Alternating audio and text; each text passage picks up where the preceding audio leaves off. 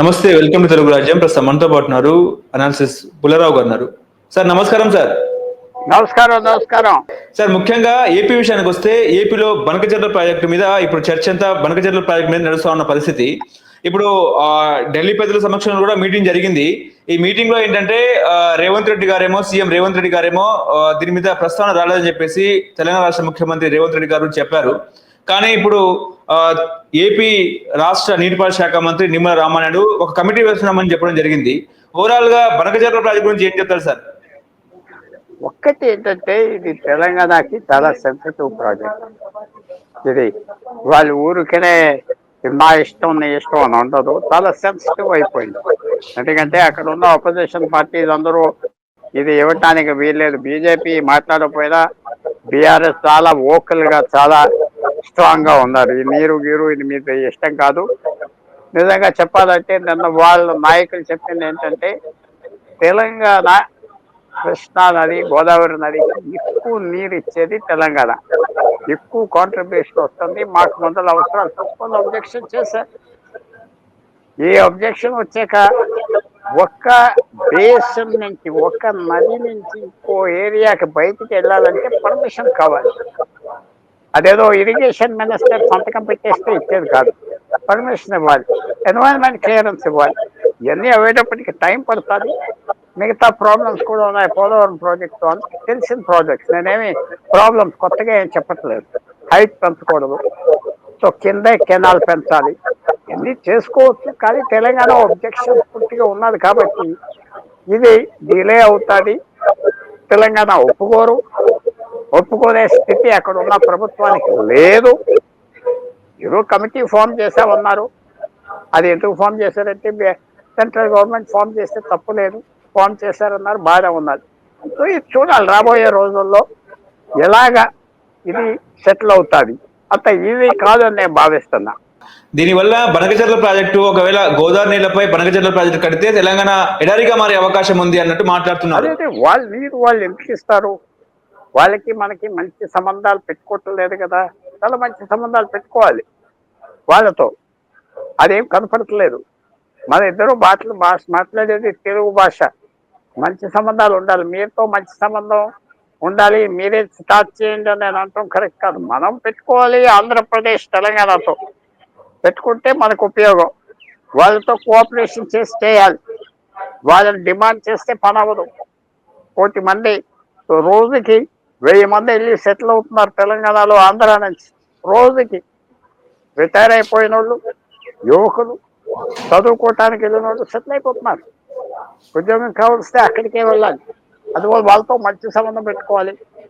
మంచి సంబంధం పెట్టుకుంటే తగాదాలు ఏమి ఉండవు. నీరు పంచుకోవటంలో కూడా చక్కగా మొదల ఇద్దరికి పని జరుగుతుందని చేయాలి. మాది మాది అంటే ఎలా కుదురుతుంది? ఇది కొంచెం కోఆపరేషన్ ఉండాలి. అంత కనపడలేదు నాకు. Must have more cooperation. ఇప్పుడే కాదు, ఎప్పుడు 2014 నుంచి నా పర్సనల్ వ్యూ ఏంటంటే తెలంగాణతో మంచి సంబంధాలు పెట్టుకోవాలి, మర్యాద ఇవ్వాలి, మర్యాద తీసుకోవాలి, వాళ్ళు అడిగిందంతా చేయాలి, వాళ్ళకి ఇంట్రెస్ట్ చూపెట్టాలి, వాళ్ళకి అడ్వాంటేజ్ చూపెట్టాలి. అది మనం చేస్తున్నావా? నాకు కనపడలేదు.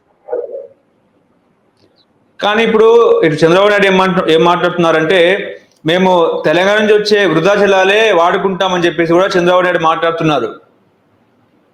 అది వాళ్ళు ఆయన మాట్లాడవచ్చు, ఆయనకి హక్కు ఉన్నది, చెప్పుకోవచ్చు. అది కాదు వాళ్ళ అబ్జెక్షన్ ఏంటంటే ఎక్సెస్ వాటర్ లేనప్పుడు ఏం చేస్తావు? ఎక్కడి నుంచి తెస్తావు? నీకు మాకు తగు వస్తుంది.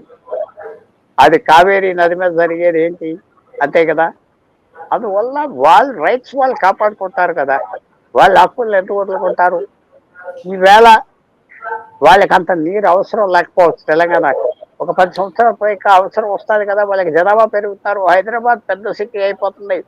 ఏ ఆంధ్ర పట్టణం హైదరాబాద్తో కంప్లీట్ అవ్వలేదు.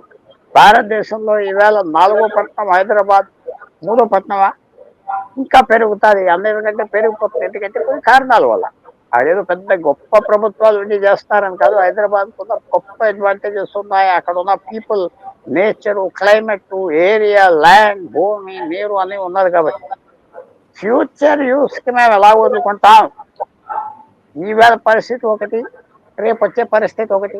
వర్షాలు తగ్గిపోతే ఏం చేస్తాం అవన్నీ వాళ్ళు అడుగుతున్నారు, ప్రశ్నలు అడుగుతున్నారు. మీకు ఉదాహరణ చెప్తున్నా, ఒక 2 నెలల క్రితం జమ్మూ అండ్ కాశ్మీర్ నుంచి ఇండస్ నీరు వెళ్ళేది పాకిస్తాన్కి, అది చాలా గొప్పగా ఇమ్మని చెప్పేవారు కాశ్మీర్. ఈ వారం బట్టి ఏం చెప్తున్నారు, ఇండస్ నీరు ఇవ్వక్కర్లేదు ఎందుకంటే ఆ ఏరియా అంతా ఎండిపోయింది, మా నీరు మాకు ఉండాలి, పాకిస్తాన్కి వెళ్ళటానికి వీల్లేదు అంటున్నారు. సో వాటర్ అనేది పర్మనెంట్ కాదు, అసెట్. సో వాళ్ళు ఆ దృష్టిలో ఉన్నారు. సో వాళ్ళు ఒప్పించాలి. మెయిన్ థింగ్ ఏమిటంటే మీరు ఒప్పించగలరా లేదా, మీరు ఎవరైనా ముఖ్యమంత్రి ఉన్న వ్యక్తి అదర్ సైడ్ని ఒప్పించగలరా లేదా అది చూసుకోవాలి. వాళ్ళు రైతు నేను రైతు అంటే కుదరదు. మీరు ఒప్పించే శక్తి ఉన్నదా, వాళ్ళు కాంప్రమైజ్ అయ్యే శక్తి ఉన్నదా, ఎలా చేస్తున్నారు, ఏ రకంగా చేస్తున్నారు, తెలంగాణకి మనం ఏ రకంగా ఉపయోగపడ్డాం. ఫర్ ఎగ్జాంపుల్ వాళ్ళ దగ్గర ఈ ఏమంటారు ఐరన్ ఓర్ ఉన్నది, స్టీల్ ప్లాంట్ లేదు. మనం ఏమైనా విశాఖపట్నం స్టీల్ ప్లాంట్లో జాయింట్ వెంచర్గా చేద్దామని వెళ్ళావా, మీరు ఇది ఇవ్వండి మీకు షేర్ ఇస్తాం మీరు కదా పని చేయండి, ఒక జాయింట్ వెంచర్గా చేస్తే వాళ్ళకి ఎంత పొత్తు వస్తుంది, ఇలాంటి నీరు తగులు ఉండవు కదా. అది మనం జాయింట్ ఇంట్రెస్ట్ చూపెట్టాలి, చూపెట్టలేకపోతే వాళ్ళు ఎందుకు ఒప్పుకుంటారు. ఇప్పుడు బనకచర్ల వల్ల ఎవరికి లాభం ఎవరికి నష్టం అంటారు? ఎవరో అన్నారు కాంట్రాక్టర్లకు లాభం, ప్రజలకు కూడా లాభమే. అది ఎవరో అన్నారు. అయితే నేను ఫ్రాంక్గా చెప్తున్నా, పాలిటీషియన్స్ ఈ రంగు ఆ రంగు అని కాదు, అందరి సంగతి ప్రజలకు తెలుసు. అనవసరమైన ప్రాజెక్ట్, అవసరం వచ్చిన ప్రాజెక్ట్ సమయం చెప్తుంది, ప్రజలకే మంచిది అంటున్నారు. చూడాలి. తర్వాత ఒకటి నందు గారు, సార్ ఈ వ్యవసాయం వరి వ్యవసాయం మీద పడితే ఎలాగా, ఈ నీరంతా వరి వ్యవసాయం కదా, హై వాల్యూ వ్యవసాయం కాదు కదా. హై వాల్యూ వ్యవసాయం అంటే ఏంటి, హై ఇన్కమ్ వ్యవసాయం అంటే మీరు వరేసి 2 పంటలు తీసినా సంవత్సరానికి 80 బస్తాలు వచ్చినా 50,000 లాభం వస్తుందా, 40,000 లాభమా, 30,000 లాభం, అంతే కదా ఎకరానికి, అంతే కదా. అదే హై వాల్యూ క్రాప్స్ వేస్తే 2 లక్షల లాభాలు వస్తాయి. ఆక్వాకల్చర్ లేకపోతే స్పైసెస్, ఎన్నో కొత్త క్రాప్స్ వచ్చాయి. ఈవేళ వ్యవసాయం భారతదేశంలో కొన్ని రాష్ట్రాలు ఈ ఫ్రూట్స్కి వాటికి వెళ్ళి ఆదాయం పెరిగింది. మహారాష్ట్ర ఒక ఎగ్జాంపుల్. మన దగ్గర ఏమున్నాయి, వరేయటానికి తప్ప ఇంకోటి ఏం చేస్తున్నారు వీళ్ళు చెప్పండి. 2 రాష్ట్రాల్లో ఏం చేస్తారు. అందువల్ల ఈ మీరు వాల్యూ ఏమొస్తుంది, వరి పండిస్తారు, వరికి మార్కెట్ లేదు అంతే. ఎంత బస్తా 2,000 రూపాయలు అయితే ఎంత వస్తుంది ఖర్చులు పోయాక ఎకరానికి. మిగతా వ్యవసాయాలకు ఎంత వస్తుంది, క్లైమేట్ కండిషన్స్ బాగున్న చోట ఇవన్నీ ఏమీ లేదు, ఊరుకునే వరి పండిద్దాం. 100 సంవత్సరాల క్రితం భారతదేశంలో బియ్యం కోసం చచ్చిపోయేవారు. 1970 నుంచి భారతదేశంలో బియ్యం సర్ప్లస్ అయిపోయాం, 75 నుంచి సర్ప్లస్. ఇంకా బియ్యం వేద్దాం అంటే ఎలాగా, ఏంటి చేసేది ఎక్స్పోర్ట్, ఒక బాస్మతి రైస్ తప్ప ఏం ఎక్స్పోర్ట్ చేస్తారు మీరు. ఇవన్నీ వ్యవసాయం కరెక్ట్ చేయాలా, ఆదాయం పెంచాలి. ఊరికనే వరి పెంచి వరి వేయించాం నీళ్ళు ఇచ్చామంటే ఉన్న వరి ఫార్మర్స్ కి కష్టం, ఉన్న వరి వేసే వాళ్ళకి కష్టం, అది మార్కెట్ పడిపోతుంది. ఇవన్నీ చూస్తారా రాజకీయ నాయకులు, నాకు చెప్పండి. తెలంగాణ ఆంధ్రాలో హై వాల్యూ వ్యవసాయం పెరిగిందా, నాకు కనపడట్లేదు. మీరు చెప్తే నేను ఆనందపడతా. పెరిగింది. హై వాల్యూ అంటే క్రాప్, మంచి ఆదాయం వచ్చే క్రాప్, వరి కాకుండా లో value crops, high value crops కావాలి. ఎకరానికి ఇప్పుడు ఒక రైతుకి 50,000 రూపాయలు ఆదాయం, సంవత్సరానికి ఆదాయం. ఇలాంటి భూమి, నీరున్న భూమి నుంచి వస్తే 1,50,000 రావాలి. వస్తే వాళ్ళ ఆదాయం పెరుగుతుంది, రాష్ట్రానికి ఆదాయం పెరుగుతుంది, లేబర్ పని చేస్తారు, అది లేదు కదా. అందువల్ల మనం చూడవలసింది ఏంటంటే వ్యవసాయాన్ని ఎలా ట్రాన్స్ఫార్మ్ చేస్తారు, అది కనపడుతుంది. కానీ దీని మీద కేసీఆర్ ఎందుకు మాట్లాడతలేరు? గతంలో ఏపీ వెళ్ళి రాయలసీమ రతనాలసీమ అని చేస్తాన్న కేసీఆర్ ఇప్పుడు బనకచర్ల మీద కూడా మాట్లాడతలేరు ఎందుకు అంటే ఏం చెప్తారు సార్? ఏమంటారు, కేసీఆర్ ఏం మాట్లాడట్లేదన్నా, వాళ్ళు ఆల్రెడీ వ్యతిరేకించారు కదా. కేటీఆర్ వాళ్ళు చాలా సీరియస్ గా వ్యతిరేకించారు ఈ ప్రాజెక్ట్, చాలా సీరియస్ గా, చాలా గొప్ప కారణాలు చెప్పుకుంటూ మనకు కాంప్రమైజ్ అవ్వాలి వాళ్ళతో. నేను చెప్పేది ఒక ప్రాజెక్ట్ అంటే ఆంధ్రప్రదేశ్ ముఖ్యమంత్రి ఎవరు ఉండదా, తెలంగాణ ముఖ్యమంత్రితో తెలంగాణ ప్రదేశంతో మంచి సంబంధాలు పెట్టుకోవాలి. ఓకే. వాళ్ళ దగ్గర నుంచి డిమాండ్ చేయడం కాదు, మంచి సంబంధాలు పెట్టుకొని చేసుకోవాలి. అది చేయకపోతే కష్టం. ఓకే. కానీ మళ్ళీ సెంటిమెంట్ తగిల్చే అవకాశం ఉందా? ఆంధ్ర తెలంగాణ సెంటిమెంట్. అది సెంటిమెంట్ రానివ్వకుండా చేయాలి. మీరు ఎందుకు తేవాలి? అలాగా వాళ్ళకి ఇంట్రెస్ట్ చూపెట్టండి. మీరు బనకచర్లు కడితే వాళ్ళకి ఏమొస్తుంది? వాళ్ళకి వాటర్ సప్లై కృష్ణా నుంచి ఎక్కువ పెంచుతామని చెప్పండి. ఏదో చేయాలి. ఇప్పుడు మీరు భారతదేశం చైనా యుద్ధానికి వెళ్ళినాయి, యుద్ధం తగ్గిపోయినాయి, కాంప్రమైజ్ అవ్వారు. After all Telangana Andhra compromise అవ్వలేరా? ఎందుకు అవ్వలేరు? వాళ్ళకి ఇంట్రెస్ట్ పెట్టండి. మీకు ఇది చేసి పెడతాం, మీకు ఇది చేయిస్తాం, సెంట్రల్ గవర్నమెంట్తో అది చేయిస్తాం, మీకు ఇంకో ప్రాజెక్ట్ పెట్టిస్తాం చెప్పాలి కదా. మాకు మాకు మాకు అంటే ఎవరు ఒప్పుకుంటారు? వాళ్ళకి ఏదో ఇంట్రెస్ట్ పెట్టాలి. మీకు ఏదో సెంట్రల్ గవర్నమెంట్తో పలుకుబడి ఉన్నది, అమ్మాయి పార్ట్నర్ చూపెట్టు, తెలంగాణకి చేయిస్తాం. ఆ వనకచేల ప్రాజెక్ట్ మాకు వచ్చే నీరులో మీకు ఇలా బెనిఫిట్ వస్తా చూపెడితే ఎందుకు ఒప్పుకోరు? ఇప్పుడు ఏం చేస్తున్నారు? గోదావరి కృష్ణాకి వెళ్ళాలి, కృష్ణా నీరు తెలంగాణకి వెళ్ళొచ్చు. వాళ్ళకు కూడా కొంచెం నీరు ట్రాన్స్ఫర్ చేయడానికి స్కీమ్ పెడితే వాళ్ళు ఒప్పుకుంటారు. అదే లేదే, అది ఉండాలి. ఎవరైనా ముఖ్యమంత్రి ఎవరైనా నాకు అనవసరం. ఆ కాంప్రమైజ్ చేయాలి, డిప్లొమసీ చేయాలి, చేస్తే ఒప్పుకుంటారు. ఎవరి ఇంట్రెస్ట్ వాళ్ళు చూసుకుంటారు. ఇప్పుడు చంద్రబాబు అంటే కేటీఆర్ అన్నట్టు రేవంత్ రెడ్డి నీళ్ళని మొత్తం ఏపీకి అంటే ఏపీకి అప్పచెప్పేస్తున్నారని చెప్పేసి కూడా కేటీఆర్ అంటున్నారు తెలంగాణ నీళ్ళని.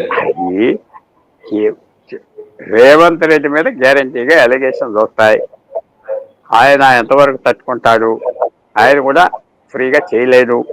ఎందుకంటే ప్రజలకు అక్కడ ఏదో ఇచ్చేస్తున్నాడని అల్లరైపోతుంది. సో ఆయన ఒప్పించాలి. ఒకటి, మిగతా తెలంగాణ ప్రజలకి ఇది మీకు బెనిఫిట్ అని చూపెట్టాలి. చూపెట్టలేకపోతే ఈ పని అవ్వదు అంతే. కానీ చంద్రబాబు నాయుడు నాకు 2 తెలుగు రాష్ట్రాలు ముఖ్యమని చెప్తున్నారు కదా సార్. ఏమంటారు? నాకు 2 తెలుగు రాష్ట్రాలు ముఖ్యమే అన్నట్టు మాట్లాడుతున్నారు చంద్రబాబు నాయుడు. లేదండి, చక్కగా చెప్పండి, కాగలిచ్చుకోండి, ఏదోదో చెప్పండి, అంతా మంచిది, ఎవరు కాదంటలేరు.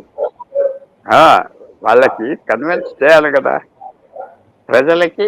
ఓకే, మనకి మంచిది అవుతుంది, మనకి ఎక్కువ నీరు వస్తుంది కృష్ణా నుంచి, ఏదో చేయండి. అది మీ దగ్గర ఉన్న టెక్నికల్ నాలెడ్జే కాదు, మీ దగ్గర ఉన్న పొలిటికల్ నాలెడ్జ్ అంటే అది. డిప్లొమసీ అంటే చాలా పేషెంట్గా చేయాలి. వెనకాల తెర వెనకాల వాళ్ళకి లాభం వస్తుందంటే ఒప్పుకుంటారు. వాళ్ళకి వాటర్ ట్రాన్స్ఫర్, వాళ్ళకి దీనివల్ల లాభం అంటే ఒప్పుకుంటారు. ఎందుకు ఒప్పుకోరు? డ్యామ్ కట్టుకోకుండా మాకు నీరు ఎక్కువ వస్తుందని చూపెడితే ఒప్పుకుంటారు. అది చేయాలి. ఇప్పుడు బనకచర్ల ద్వారా సముద్రానికి వెళ్ళిపోయే నీరు నెత్తి మీద పెట్టుకుని పట్టుకుపోతా తర్వాత ఈ నీరంతా రాయలసీమకి అని నేను ఎప్పుడు చెప్తున్నాను. హై వాల్యూ వ్యవసాయం చేయాలి. హై వాల్యూ వ్యవసాయం చేయకుండా ఊరికనే వరి పండి 500 సంవత్సరాల క్రితం 1000 సంవత్సరాల క్రితం భారతదేశంలో ఉండే దరిద్రమే జ్ఞాపకం వస్తుంది. బియ్యం లేక చచ్చిపోయేవారని. ఆ బియ్యం ఎవరు తింటలేదు. ఇప్పుడు సర్ప్లస్ బియ్యం ఉన్నది, ఇంకో క్రాప్స్ కి వేస్తే బాగుంటుంది కదా, అదే చేయట్లేదు. Okay, thank you.